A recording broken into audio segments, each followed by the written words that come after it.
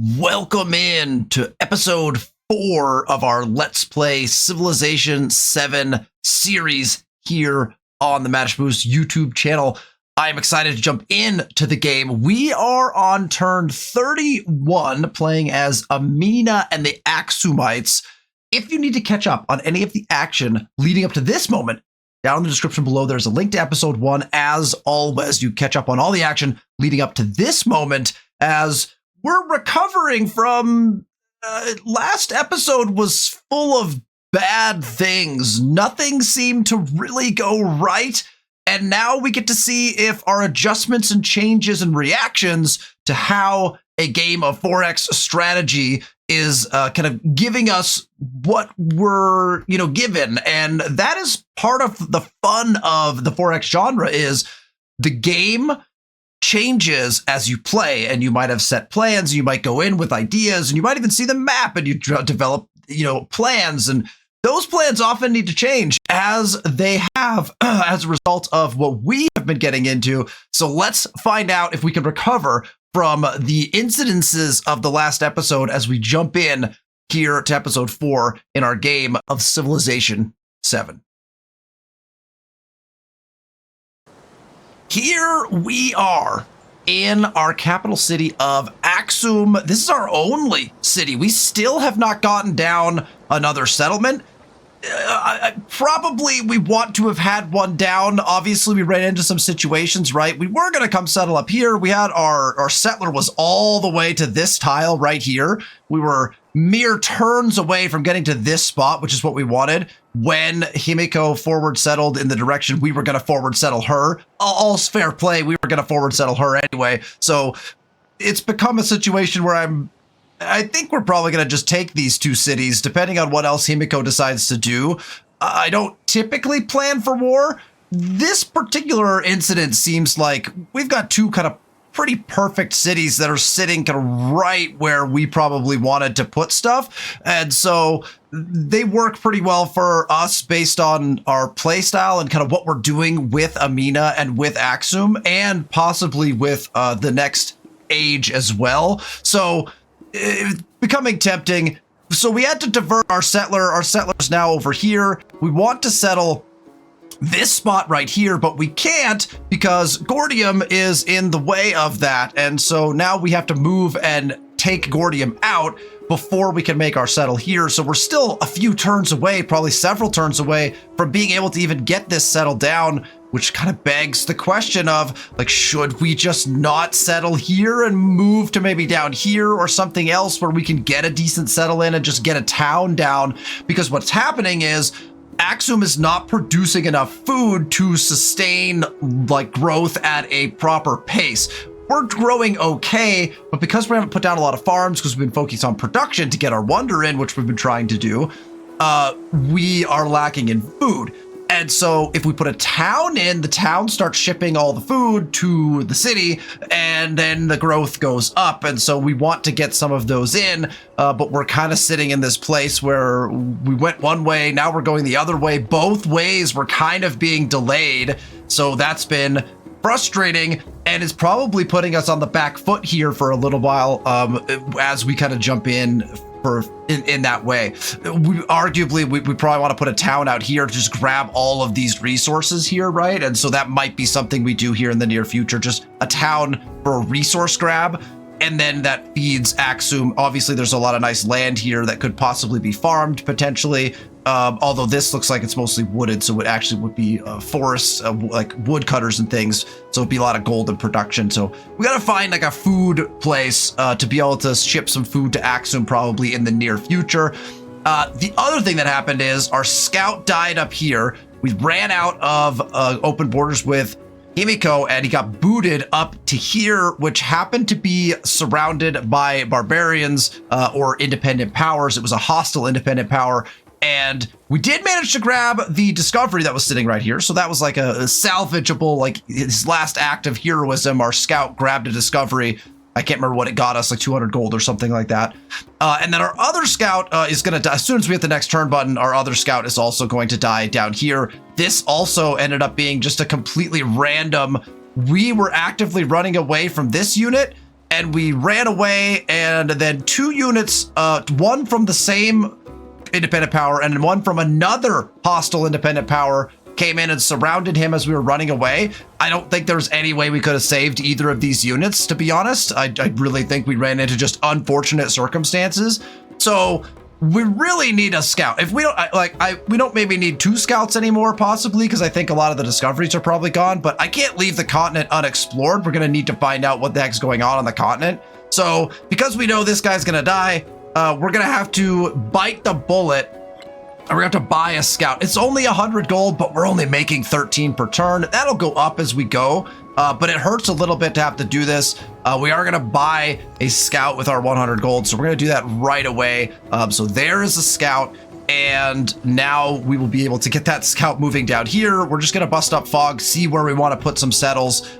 Maybe there, I know there's a friendly independent power down here, so we want to find them as well, because we are about to be able to have enough influence to invest again. We have Moreau, but we want to go get another one or 2 probably as we progress. So that's kind of what we are going to do here as we press the next turn button. Remember, we also met Napoleon. He is south of us somewhere, and that is a bit terrifying for me because Napoleon is notoriously aggressive, likes to be in a state of hostility towards you. Even if he's not at war with you, he just wants to be hostile with you, which means at any given time you have to possibly be expecting war, which is why one of the reasons that we're kind of pushing up towards Gordium, in addition to the settle. If we get Gordium cleared, we can move our armies back down to the south and make sure that our troops are prepared in case Napoleon tries to attempt anything. It also presents a confliction of, if we want to go to war here, with Napoleon south of us, if we maintain a good relationship, that'll free us up to maybe do our war with Himiko at some point during this age. If not, then we may just be making sure that Napoleon doesn't take any aggressive stances towards us as we go. So 14 turns left on pyramids, which feels pretty good. I feel like we're going to get pyramids. The one that I'm not sure we're going to get is when we try to go after Petra after this, and what the order for that will be as we kind of run into what we need. The conundrum is going to be, we're going to need more settlers, and where are we going to get the settlers if we're trying to build wonders, and where are we putting those wonders, and all of those things enter into your mind. So we'll see how that goes as we play into the next turn. There is the death. The white foam flew. The furrow followed free. We were the first that ever burst into that silent sea. Lovely quote. We get to hear Gwendolyn Christie, and actually tomorrow, on the recording of this episode, tomorrow, the big 1.2.2, I believe, is the patch that's coming out from Firaxis for Civ 7. And it is confirmed, they released a video today, that there's more Gwendolyn Christie voiceover. So we get more Gwendolyn Christie voiceover, specifically during the loading screens and when picking your civs and stuff like that. She reads more. So I think that's huge. The patch is going to be absolutely amazing. They are introducing a ton of amazing stuff in this patch. I think that Firaxis continues to drive the game in the best possible direction. I think they're really listening to the community, and that's really exciting for the future of the game. There are still things they're working on, and there are still things they need to work on for sure. But this patch is going to be a massive step in the right direction, a lot more customizability, and probably one of the biggest things, Steam Workshop mod support coming out. By the time this episode launches and you're watching it, that patch will have been out for about a week. And so hopefully we'll get kind of a good sense of direction for that patch and how it's changing the game and how you're able to customize. Very excited for kind of future Let's Plays on this channel, as well as my games that are over on Twitch, and getting a couple mods that I think are necessary to augment some of the stuff in the game, and as well as all the customization options and changes and balance things that they're doing. I think it's all headed in a really, really good direction. So more on that as we kind of experience some of those changes and things, but very excited about it.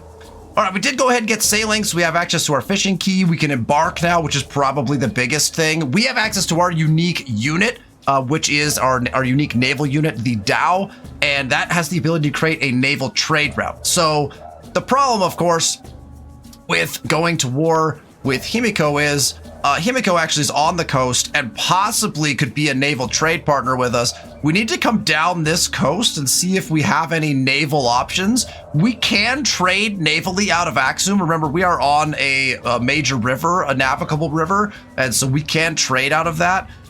Distance-wise is going to be a little bit tricky, but our DAOs have a +10 trade distance length.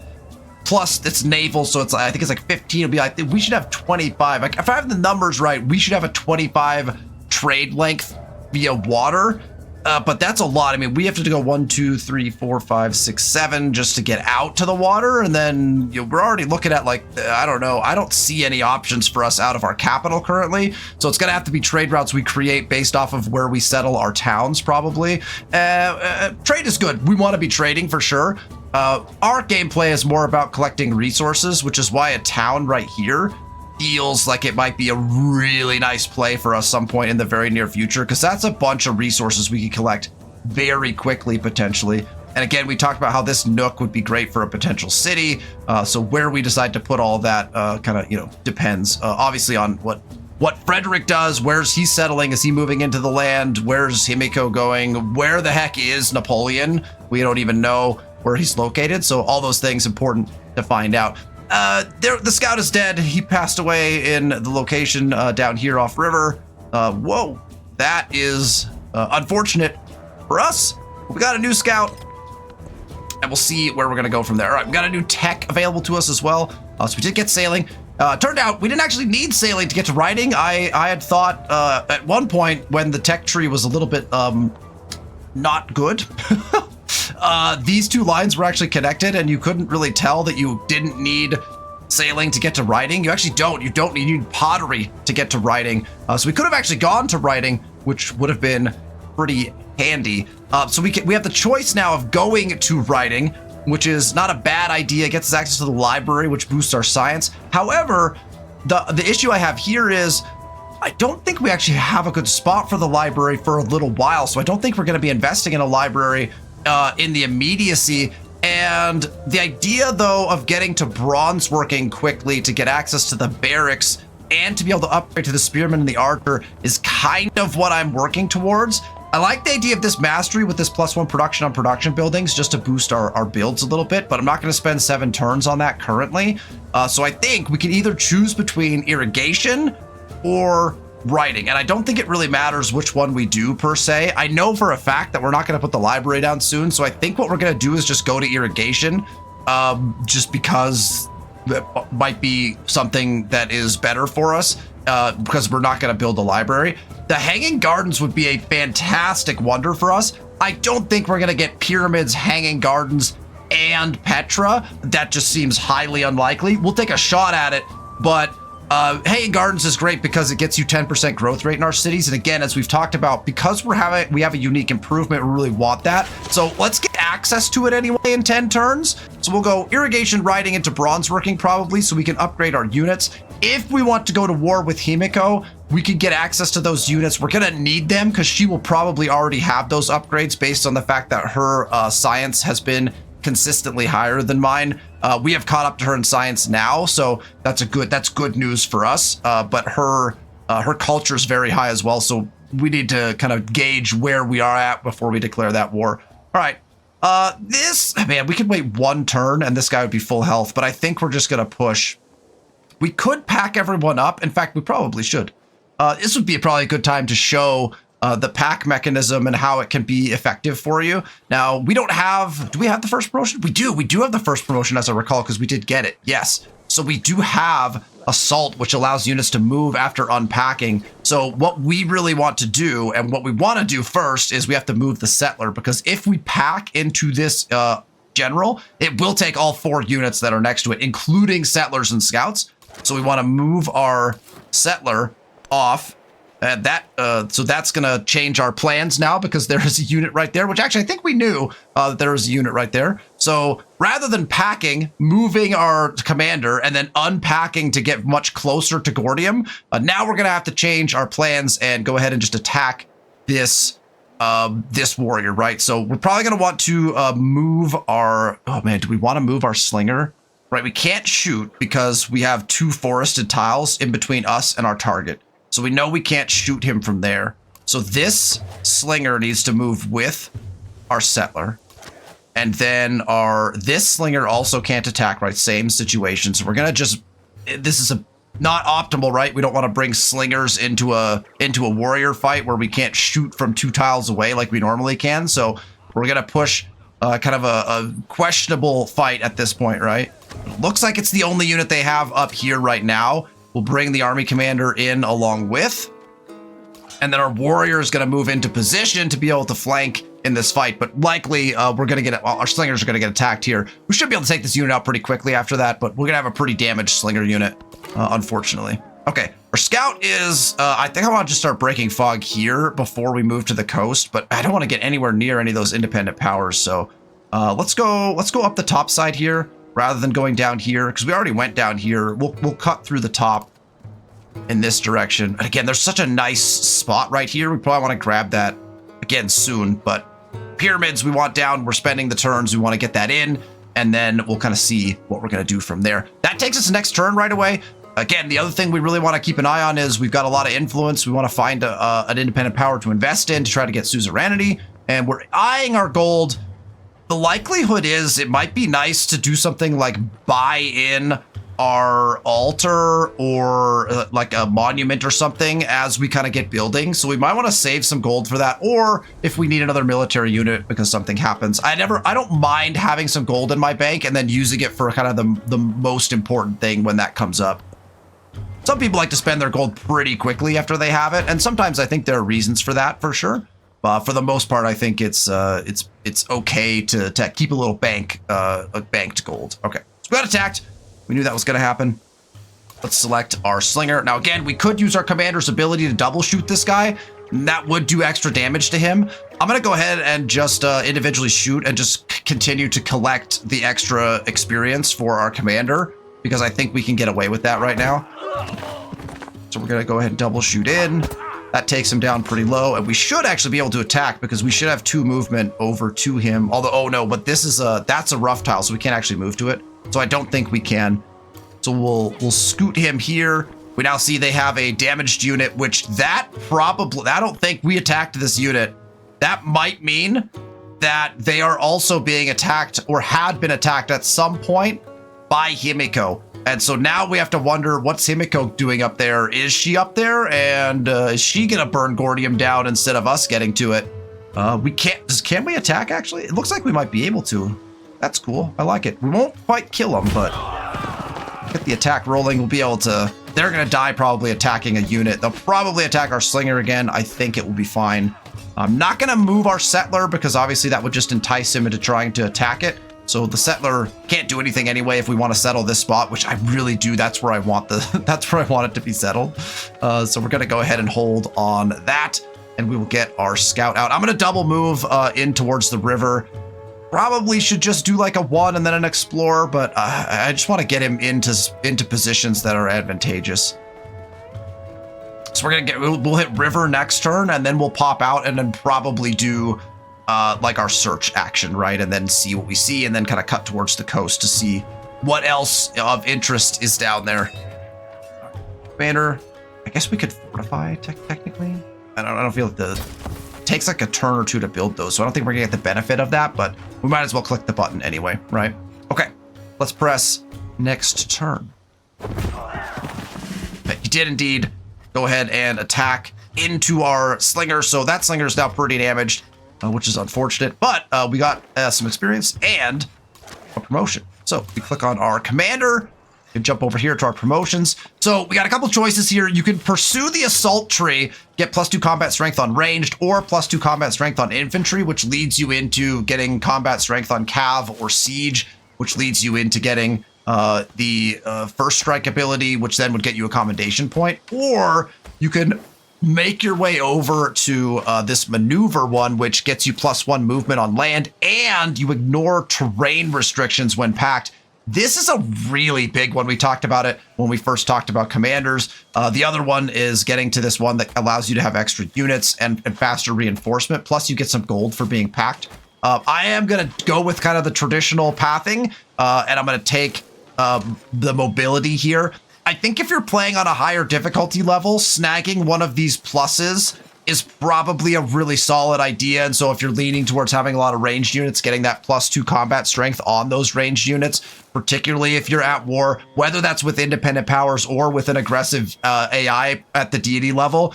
This probably might be a better play, and then you can get maneuver a little bit later because you want to make up for that differential that occurs when you're playing at those higher difficulty levels where their units automatically start out better than yours. So that's a way to kind of help to balance that out at the start. But for us, I think maneuver is going to be useful, so we'll go ahead and grab that as our second one. The other thing this does is because we're not pursuing one tree, we're not going to get to these commendations very quickly, if at all, to be honest. And so it's just something to think about and play around with. These are all, I feel like, yeah, there's probably meta for this, but it's not a personal preference too. I like the leadership tree quite a bit if you're just going to have like a commander that sits in a settlement. Like that, and that's viable. It's a viable strat, so I think you could do things like that too if you want to.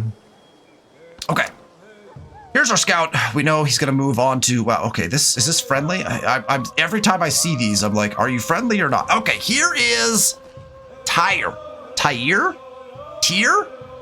Well, one of those is true. You can let me know in the comments which one it is. It's another merchant one, which is really unfortunate for us because we already have a merchant one. We would have loved it to be a science or a culture one. Science in particular is very good at the beginning, but I'm honestly not going to wait. I know that there's another. See, that's Tyre. That's Tyre. All of these are Tyre, but I know we found another one down here that was from someone else. So it's tough, but we need to just invest right away. No one else is invested. We have the 170. And so we're just going to go ahead and click the button. We're going to invest. We'll get some extra gold out of it. And to be honest, we're playing as kind of a merchant-oriented Amina and a merchant-oriented Axum for sure. And so it feels maybe even lore appropriate that we would be invested in Moreau and Tyre just because of that fact, right? All right. And they're friendly with us, thank goodness, because could you imagine if we would have started with like all of those? At least there's two of them that were close to us that were friendly. We had hostile here, and then we've got hostiles like down here and here.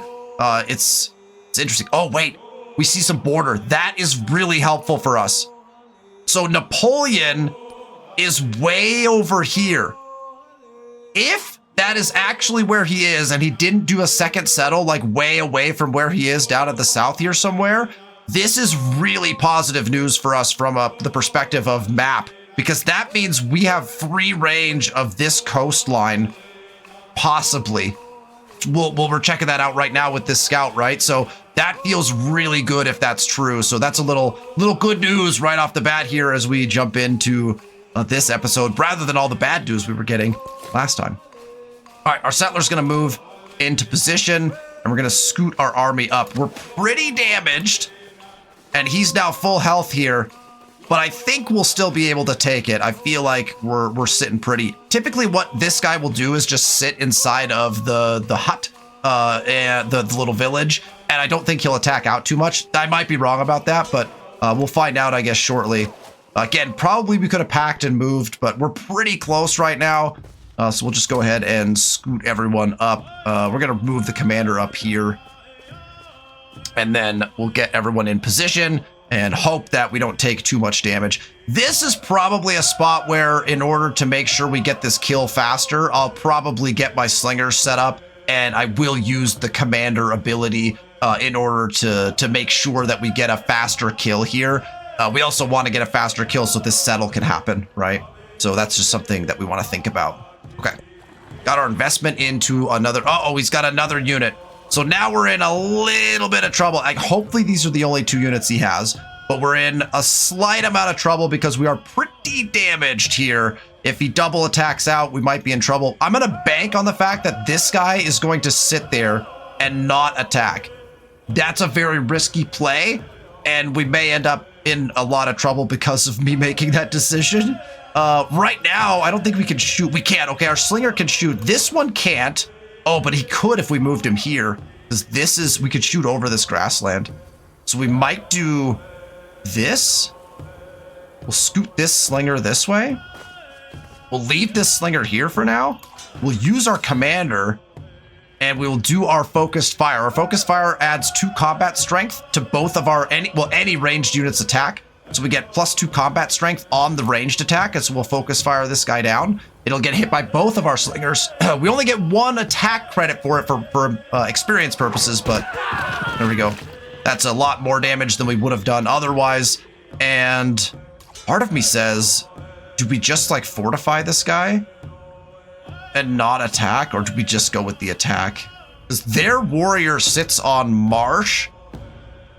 Yeah, they're sitting on a bad tile to try to defend from, and so I think it's probably beneficial for us to run this attack, right? So you can see there all the details of the battle. Their warrior is sitting on marsh, which is -2. Because they're on that marsh, though, I think that indicates we should just attack them rather than letting them attack out and not having that penalty, because they'd be attacking into this tile, which means I think they lose that minus. So we'll just go ahead and attack. That'll take them out. And we sit at, what are we at? 66 out of 100. It's not actually bad. This bar is this bar looks like it's below half. We're actually at 66 health still. So the bars probably need a little bit of work, to be honest. They don't feel quite accurate. Like this bar, look at that. That looks like it's at like 40 at best, but we're actually sitting at 66 health. The bar over here is much more indicative of what the warrior's health actually is. So I was probably more concerned than I needed to be based on the fact that I was looking at the bar down here. So just something to possibly be aware of. And then our commander can't move because he used his ability. We're sitting at a good spot, and we'll get our slingers in position to be able to make some shots here in the next turn. All right, so we're going to go here, and then we're going to do our search function. That clears land. We're not going to get that unless we cut this way, but actually that's what we're going to do. We're going to cut this way. That'll unlock these two, and we'll swing down into like this area before we cut over. Yeah, okay, Taruga. So Taruga is also down here. So we're going to save up all of our influence again, and we'll try to invest in Taruga as well. We have some space here to settle. We need to find out where Taruga is to that might form a nice border for us potentially, at least initially here in the Antiquity Age, right? Okay, this settler is right where we want them. As soon as Gordium is cleared, we'll get that settled down. 10 turns on pyramids, and we move to the next turn. We also want to kind of keep an eye on what's going on with Himiko. We have some idea, because we're Suze of Moreau, we have some idea of what's happening in her lands, right? So she does have a Watanathi. Let's go this way. That was unfortunately a mangrove tile, I believe, or something. Highlight it really quick. Yeah, a vegetated. No, why did we have to stop right there? Oh, maybe rainforest? Rainforest might stop unit movement. I can't remember what the ones are that cost the 2 movement there. So it's something to think about, because this is also then rainforest, right? Yeah, rainforest vegetated might cost the double movement to get through, much like a river, but rivers cost all your movement. Forests, though, are skipped by scouts. So that's why I was kind of wondering why the scout had to stop in 1 move, but well, oh, never mind. Sorry. I didn't have to stop. Scratch that. We could use our ability again, but I don't think we care. There is a scout from Savage, the horrible Savage people, who we might go, I mean, heck, we could go take a, ooh, that's actually a tempting thought.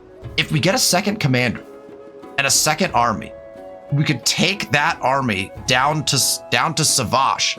We could destroy Savage, and then move that army with a promoted commander up to support a possible war up here. That might be a good long-term play for this age. Okay, this guy can shoot already, so he's good sitting where he's at. This guy can move in here.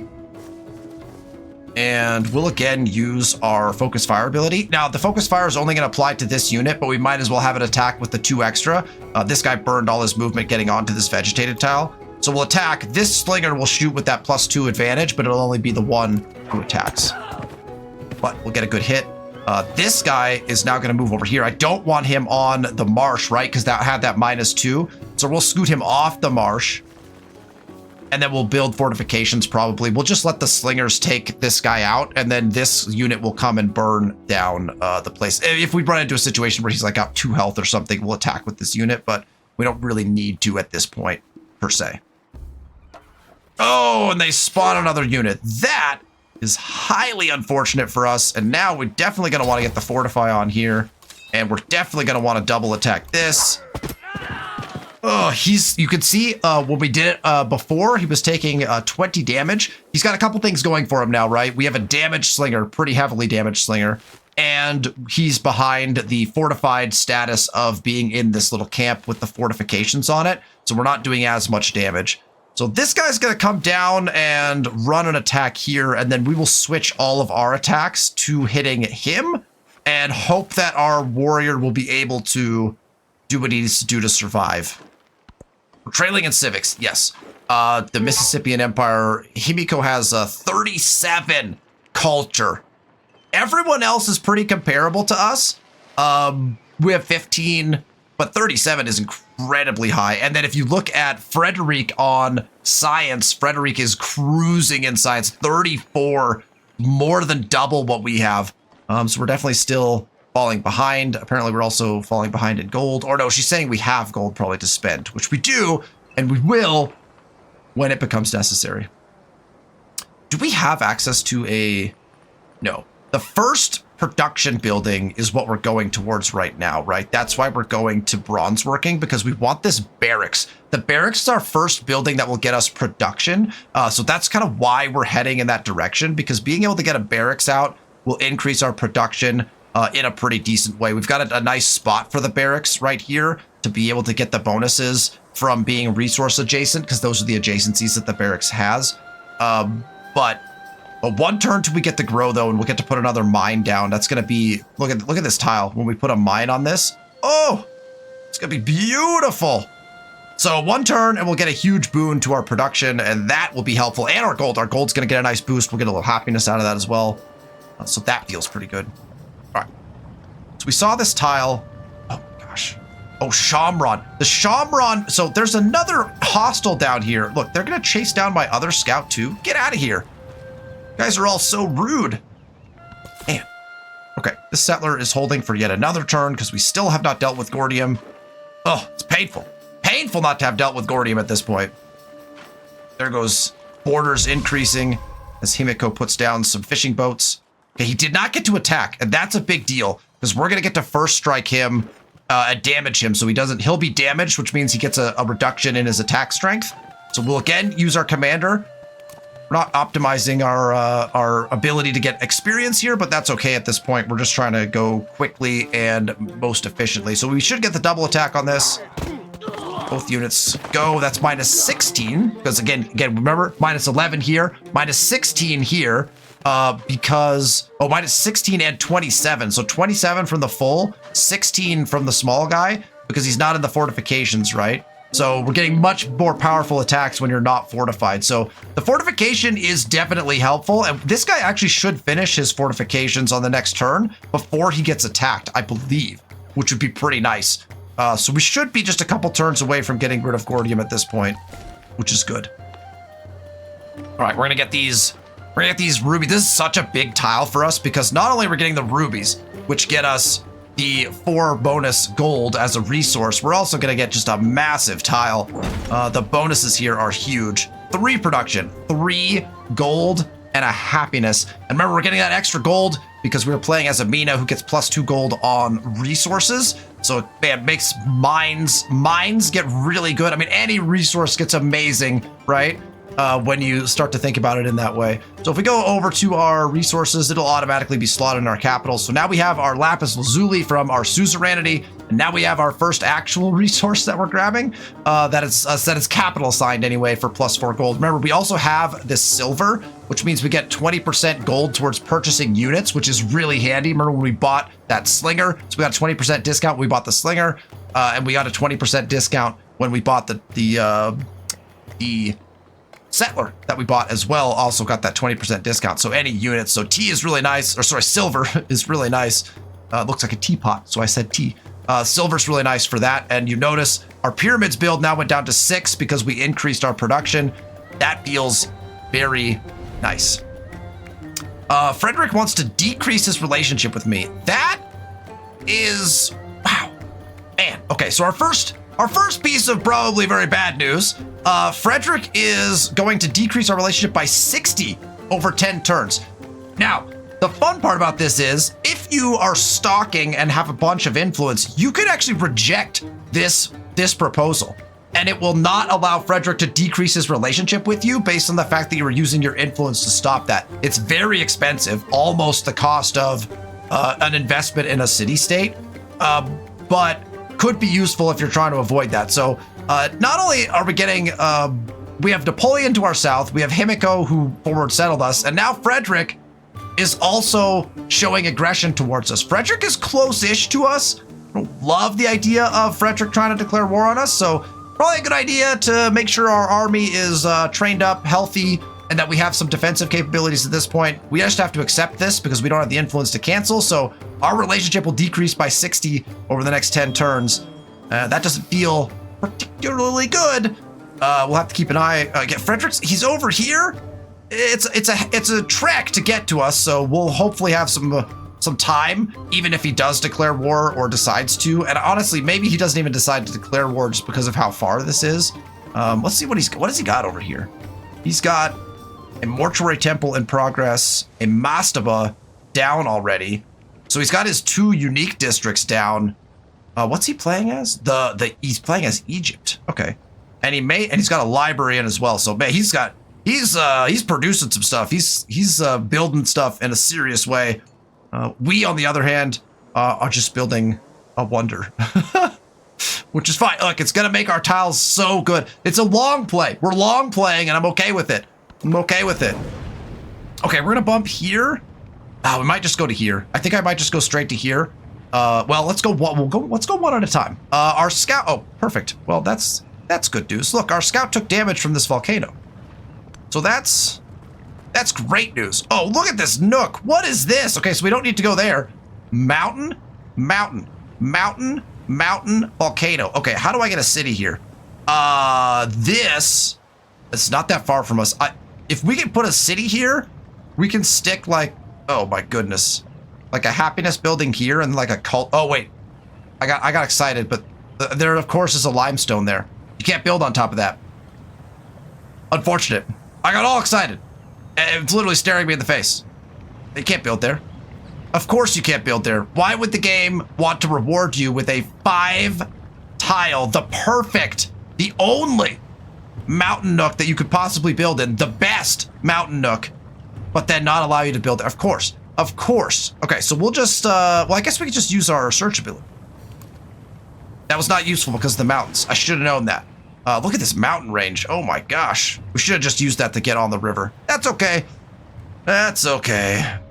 Frederick is out in front of us anyway, so it doesn't particularly matter.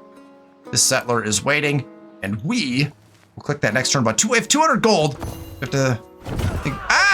Oh, he made a bold play. He went around. Oh, can we shoot with this guy now? We can. Oh, because he could shoot through this tile. So one thing from like a view standpoint, so like this slinger can't shoot through this tile because it's vegetated, but this tile is not. And since we're across that, we can shoot for that reason. Oh man, how much health does he have left? It's not that much, but I think we should probably run the commander's double shot into this just to make sure he dies. It sucks because I'd like to hit this unit one more time. But I want to ensure that this unit goes. We probably didn't need to. But that's okay. We're only getting 1 experience now from killing these guys anyway. I think once you get to level 2, you only get 1 experience when you fight independent powers.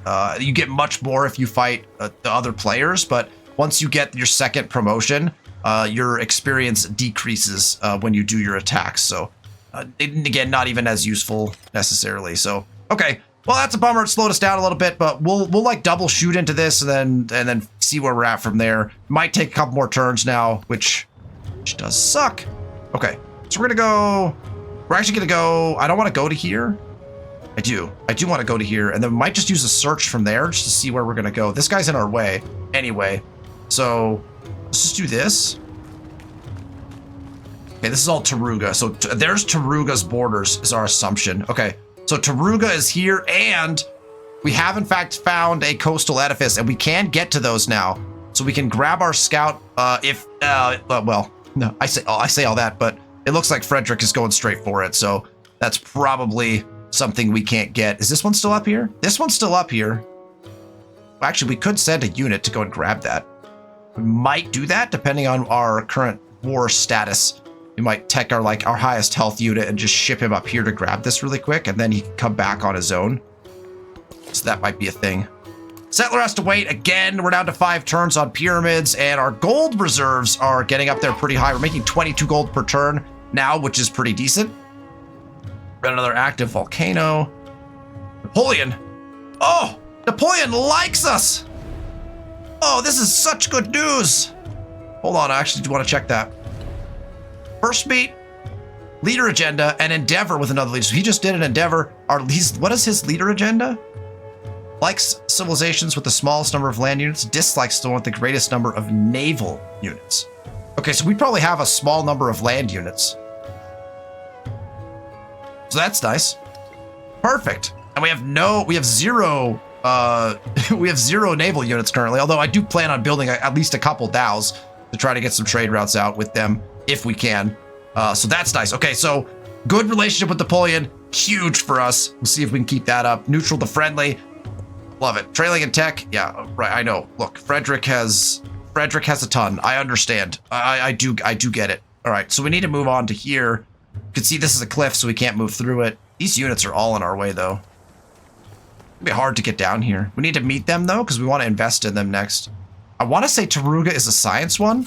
That would be really nice for us. Okay. We use our commander ability again. We're going to double shoot in. This guy's back to full health, unfortunately. Question is, should we start attacking here? Not yet. Maybe next time we run that attack. So we're fortified now. He's not going to attack us. We might attack him on the next turn, but right now we would. It's like an even Stevens fight, and if we hit him again, we might be able to just kill him with it and then clear the camp. So we're close. We're close. I will just go to next turn right away. I think we're gonna get pyramids built here in this episode, which is pretty exciting. Another leader's about to come. Oh! Uh-oh. Oh, Himiko's gonna hate this. 7 turns? That's fine. We're gonna get it down before that. Himiko fully invested in Gordium. We're about to burn all of Himiko's investment there.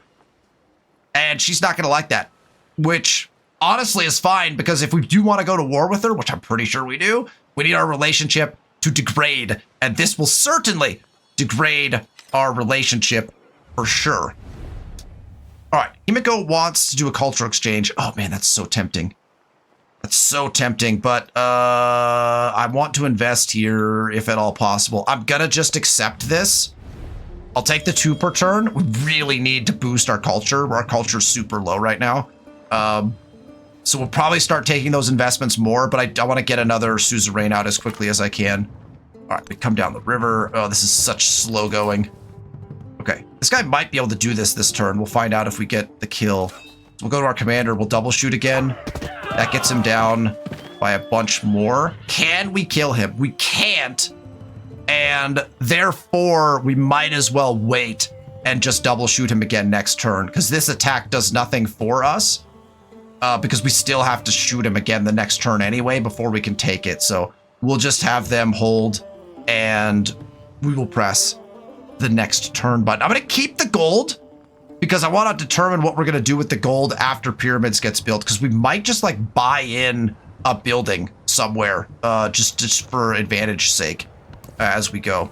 We also are watching Frederick's relationship with us is decreasing amazingly. The earth water, the water plants, plants man, and man speech. I love Gwendolyn Christie's narration. Again, more of it, please. Please. All right. Tyre has sent us a gift. It's Tyre. I think it's Tyre. And it's going to be hard. Tyre, and it's going to be hard to remember to say that. So gift from Tyre, that's going to be gold. That's lovely. It's another 50 gold in our coffers. We are rolling in dough, which I love. We finished our technology.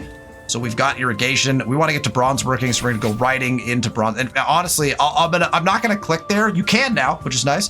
I just want to make sure that once we get it, we're set and ready to do that. We don't want to go grab something else just in case. Okay, I'm gonna go. Let's go 1 step. Yeah. So he took the discovery. There's Taruga. It is a cultural independent power, so that's good. And honestly, this placement's not bad. Ooh, this is a navigable river. This is another city for us. That's a nice location. We can get a couple towns in through here to collect these resources. We settle either this or this as a city. Because again, remember, we want to be off navigable rivers. Not for this age, but for the next, right? If we choose the Songhai. And so we have another really nice city location sitting right here off of this single tile navigable river. This tile would be okay, but it's close to Taruga. So this is actually probably the better spot for us. This spot right here would be an excellent settle for us.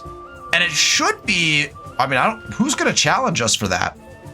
I think anyone's really going to challenge us for that. That's like free reign for us. So we're going to get all this land to settle. If someone forward settles that, I'll be surprised.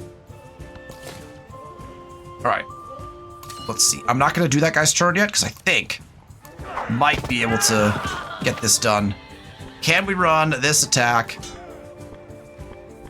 We can and we will. We also have been healing every turn. And one of the nice things that we now get to experience is when you clear an independent power, you can actually do it on the same turn you attack in. So despite the fact that I have no movement and have just attacked on this turn, you can also use the disperse button right down here, regardless of that. That was not the case in Civilization 6. So I like this change. This is nice. Like you're standing on their tile. What used to be able to happen, right, is in Civ 6, you were standing on a barb tile.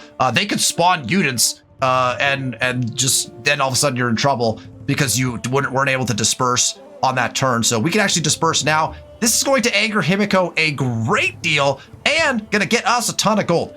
When you disperse, it gives you whatever the type of independent power it is, it gives you that in resources. So we're gonna get, I don't remember what the gold is, we'll find out in a second, but you either get culture, science, gold, or if it's a military one, you actually get production. And so production is actually really nice. You don't get a ton of it, but getting that extra production into whatever you're building in the nearest city is pretty slick. So that's why it's tempting to go down here and burn this down, because Axum would get the production for that. If we're building a wonder at the time, it pushes our production up on a particular wonder, which is pretty nice. So we're going to disperse. There we go. 100 gold, 25 experience for the commander. Ooh, we almost erred right there. Got to be careful about that, right? Conveniently, we have, well, actually, do we even have that promotion? We have the promotion that expands that radius. Somehow that worked for us. We got the 25 experience, despite the fact that we're out of range. I'll take it. I don't know how we got it, because we're not technically in range of our unit. The dispersing must have some sort of extra range on it. Technically speaking, in a perfect world, I would have remembered that we wanted to move our commander up to make sure he was in range to get that experience. It looks like he got it anyway. I saw the 25 pop up. That's a big deal. 25 experience is huge, right? Especially when against independent powers. After you get past that second promotion, it's only 1 experience per like attack, basically, right? So something to think about. We will take this guy and go after this discovery because we can enter the water.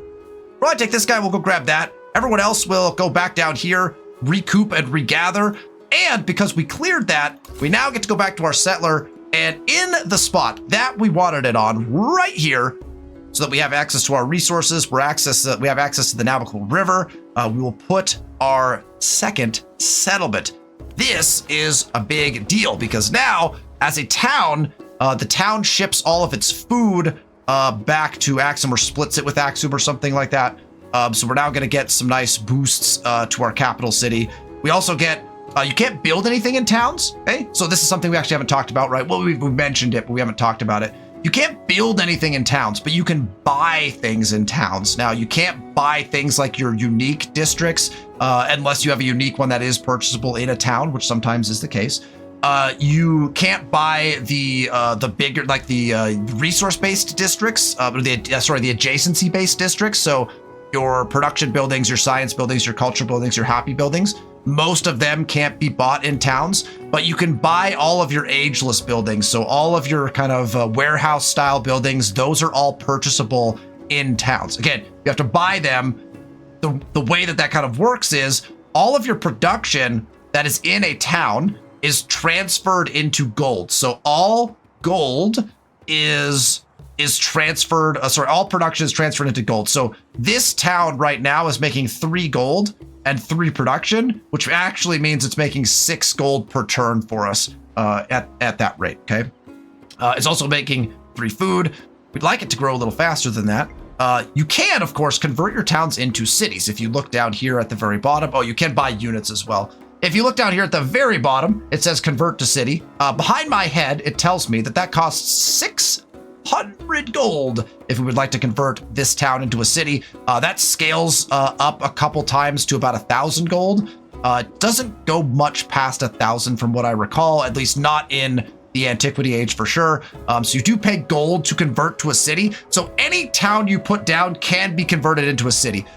The way you're kind of making a determination about that is, again, you're looking at, does it have the things that I'm looking for in a town? Does it have good adjacencies? This particular one is adjacent to a navigable river, which we want our cities to be on because we might be playing the song high. But we also have a really nice, here's a resource.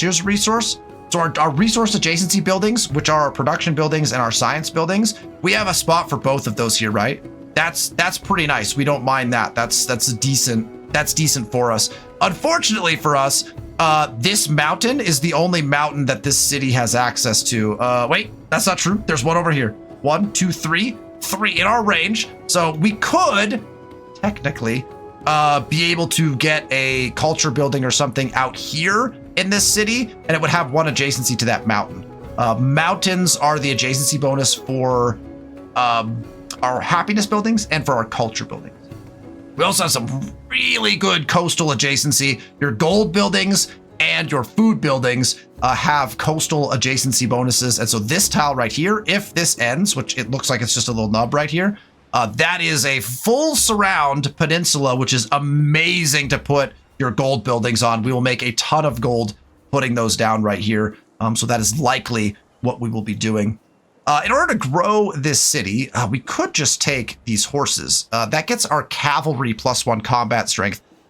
We don't have any cavalry currently, and we could get access to these camels, although we're going to get access to camels here, and I don't feel the need to have access to these camels. So the best thing for us is actually the jade at 15% gold or the kaolin at +2 food. So we really want to get the jade and the kaolin online first before we even bother grabbing the horses or the camels, probably.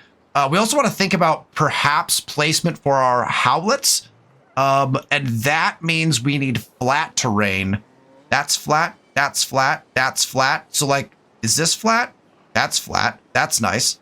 So these 4 spots here are probably nice spots for howlets. The question is, are we going to get to expand out that far? Certainly not if we reach for the jade. But we're going to replace those two, so... Tempting. Which direction do we want to go? We grab this, we go towards both. So I think our first growth will be here, and then we can choose to go towards the kaolin or the jade or both, right? So I'm going to grab this. It's not the best tile. This actually is such a nice tile. It's really hard to pass that up. Maybe we should just go horses. Just the tile itself is so much better. Oh, because of the gold. Duh.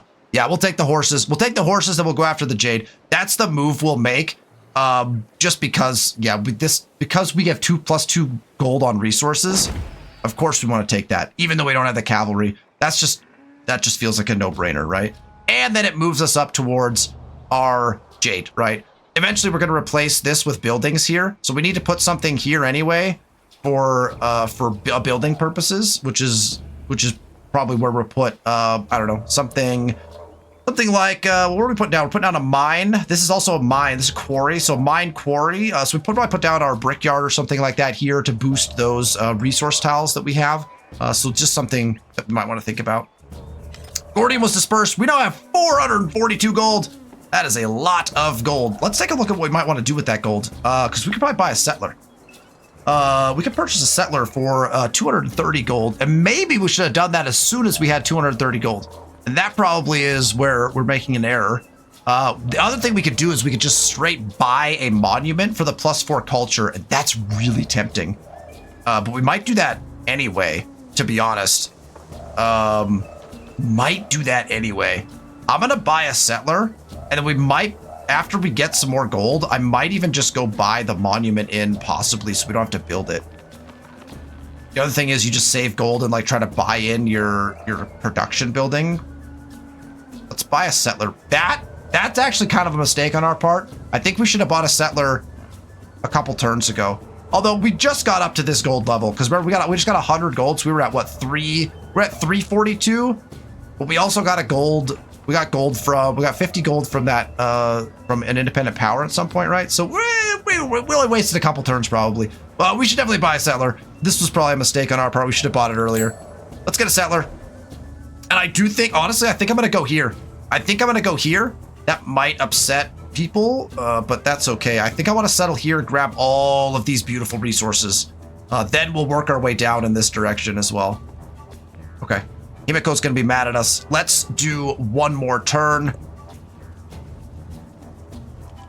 An eye for an eye, a tooth for a tooth. Beautiful. We now have access to merchants, and we have get a free merchant, and we have access to Petra. So now we have choices to make. We have one turn left on pyramids, and we have access to both Petra and Hanging Gardens as potential wonder builds. We won't know if anyone's building those potentially right now unless we kind of take a look. I don't know what they look like per se, but I don't see any of those in Himiko's land.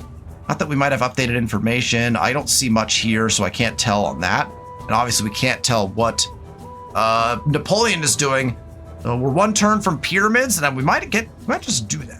Might just do it, depending on how much that takes. The Sahel Dawn. Trade connects Amina's realm to many empires, and upon their riches, she will rise to the top. 200 gold! Hey, it's a good thing we bought that settler, eh? Because we could just buy that monument in right away. We get another narrative choice as well. Story to tell. Satisfied at last, the writer sets down their quill. They have spent countless hours writing down the words, only to scratch them out and rewrite them. All will be worth it if just one reader finds joy in this text. I believe this was this the quest that we were doing? I think it was. So one must write every day to improve. We get a codex. We can get a codex, which is not bad. Or we can take 75 influence. Ooh, 75 influence is nice, but the codexes are very valuable, and we really let's check something. Go to Great Works. We have a codex slot. So we have a spot to put it. I wanted to check because if we had a codex but no codex slot to put it in, then it's not going to get us benefit. This codex will not only get us a codex that pushes us towards the science path, the attribute path for this particular era, but it gets us, I think it's +2 science, which we kind of really badly need. So I'm going to pass up the 75 influence for the codex.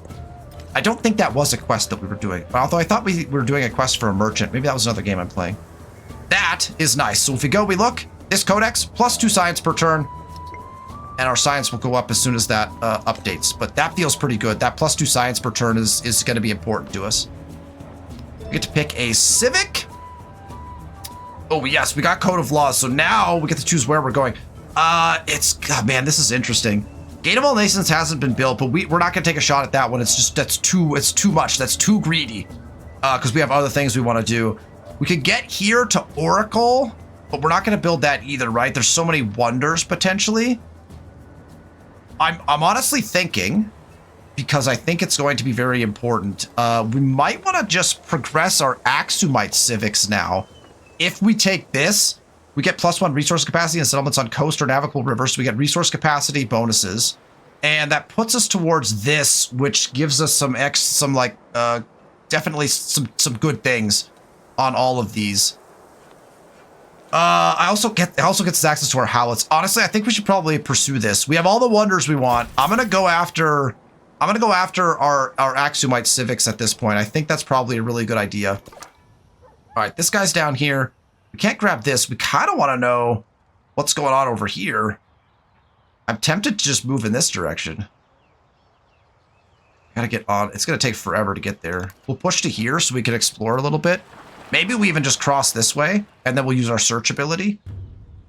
I like that idea. All right. Our settler is going to move in this direction. All right. Right. Tyre is going to prevent me from doing what I want. So it's probably just this. that's fine. And actually, that's not a bad city spot either, because that's 1, 2, that gets us access to this nook. This spot is not bad. Is it too close to Axum, though? Do we have to push out further?